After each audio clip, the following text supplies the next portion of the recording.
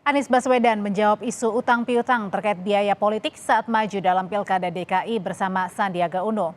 Melalui juru bicaranya Henry Satrio, Anies Baswedan membenarkan memang ada perjanjian bersama dengan Sandiaga Uno dalam Pilkada DKI. Tapi Anies membantah masih berhutang terkait biaya Pilkada kepada Sandiaga. Henry Satrio menyebut dalam perjanjian Anies Baswedan berkomitmen akan membayar biaya Pilkada DKI Jakarta kalau ia kalah. Tapi jika menang, maka biaya Pilkada DKI lunas dan tak ada lagi utang. Orang perjanjian tuh kalau kalah rugi bareng-bareng gitu. Kalau menang dibalikin ya gitu. Nah ini enggak. Anies tuh kalau kalah dia janji bakal balikin semua biayanya gitu ya. Dengan dijamin oleh Mas Sandi bahwa Mas Anies akan mengembalikan semua biaya itu kalau kalah.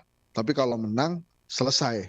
Sehingga dia tidak terbebani dalam melayani masyarakat. Ini sebetulnya budaya baru nih. Perlu juga dipikirkan oleh kepala-kepala daerah lainnya. Jadi biasanya tuh kan kalau kalau kalah rugi bareng, menang nanti gua ganti ya. Nanti kalau udah menang saya ganti nih. Gitu. Nah, Mas Anies enggak. Justru yang diganti itu kalau dia kalah. Kalau menang lunas, selesai supaya dia bisa konsentrasi melayani rakyat.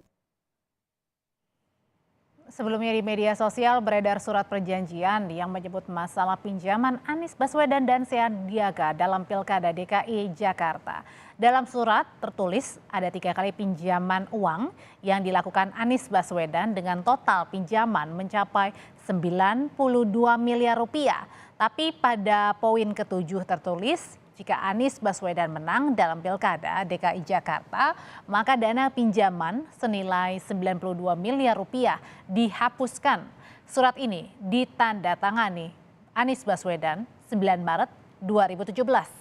Juru bicara Anies Baswedan, Henry Satrio membenarkan ini adalah surat perjanjian yang ramai diperbincangkan terkait dengan utang Pilkada DKI Jakarta.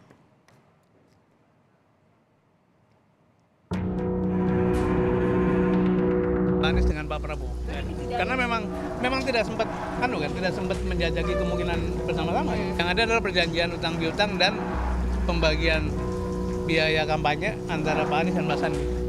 Ditulis tangan sih itu.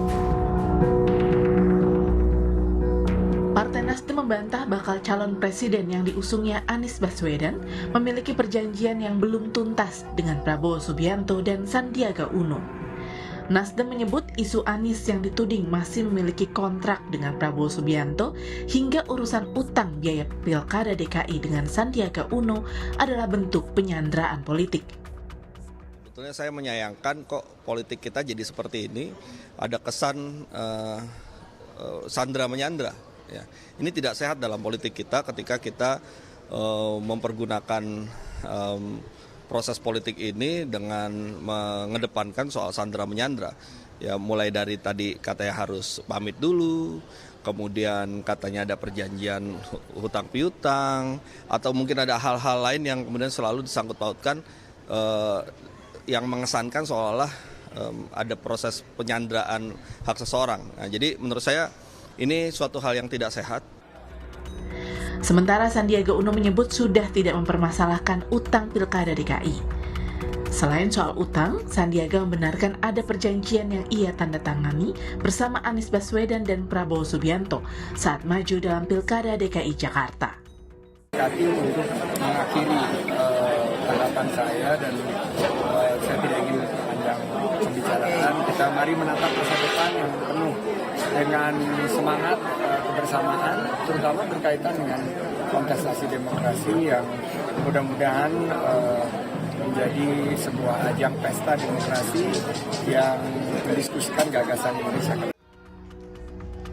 Saat ini Anies Baswedan sudah dideklarasikan secara resmi oleh Partai Nasdem untuk diusung maju dalam Pilpres 2024. Tim Liputan Kompas TV.